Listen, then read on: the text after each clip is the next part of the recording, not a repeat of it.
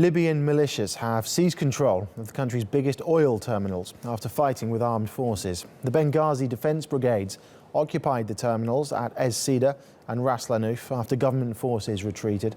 The facilities are two of the largest in Libya, with a combined capacity of 600,000 barrels per day.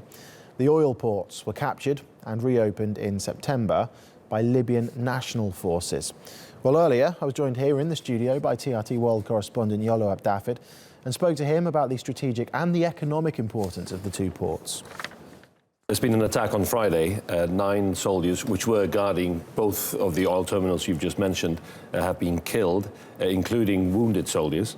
And around 1,000 militiamen from this group, the Benghazi Defence Brigades, have attacked. It seems like in a several-pronged attack to try and dislodge the troops that were there, the General Khalifa Haftar's troops from eastern Libya.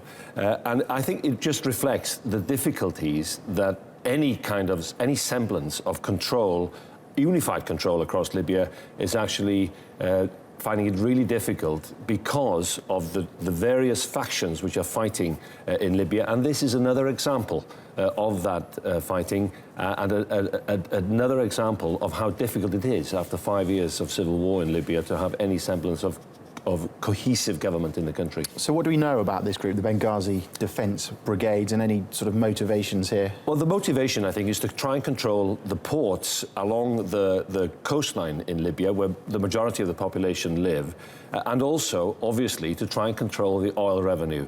Libya still is a wealthy country in terms of the oil production.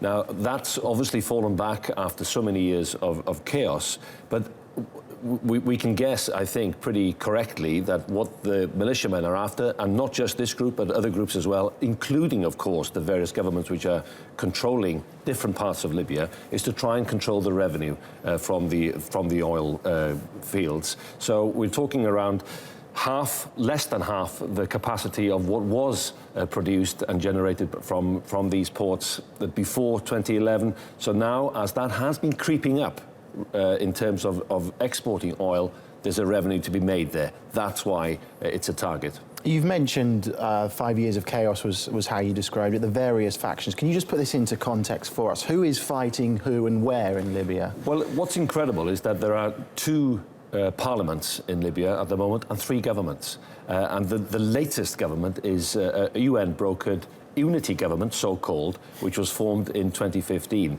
Now, all these are official, if you like, and internationally recognized governments which are opposed to each other. Then you have a myriad number of different factions, including Daesh, which have a foothold there in Libya and have also been conducting attacks from Libya and training fighters in Libya to go elsewhere, Tunisia, for instance. So that's the danger, not just for Middle Eastern countries and North African countries, but also European states.